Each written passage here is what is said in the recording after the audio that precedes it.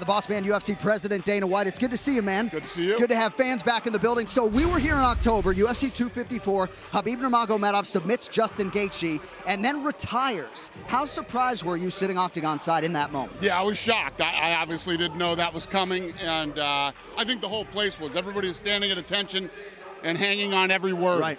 So yesterday, speaking of hanging on every word, was your anticipated sit down with Khabib Nurmagomedov. I saw that door close like 50 times, right? You were to sit down with him to talk about his fighting future. What can you tell us about that meeting?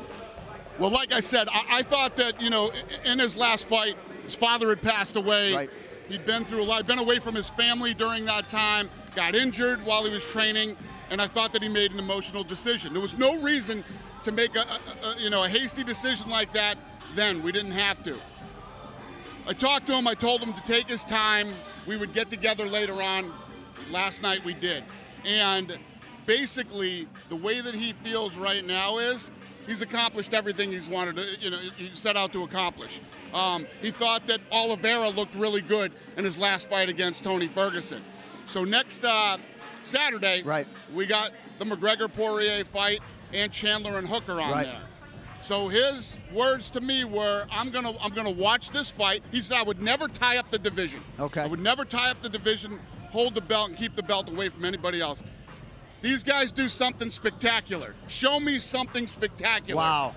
And make me want to come back and fight. So I have the feeling that if somebody delivers, it could be on the co-main event or the main event. Right. And like I said, he thought Oliveira looked good. So a lot of good fights. 2 fights coming up. Oliveira looked great. If he can, these guys can do something special, Khabib will fight them. All right, so it appears the Eagle has raised the stakes for UFC 257. It seems like maybe that competitive itch might still be there a little bit for the Eagle. I think so. He's the best in the world right now. His best performance was against Gaethje with all that stuff going on. Right. He just needed some time to clear his head. And these guys do what I think they're going to do next weekend. Sounds like he might be interested in fighting one of them. All right, thanks for stopping by and sharing that with us. Enjoy the rest of the show, boss. Thank you.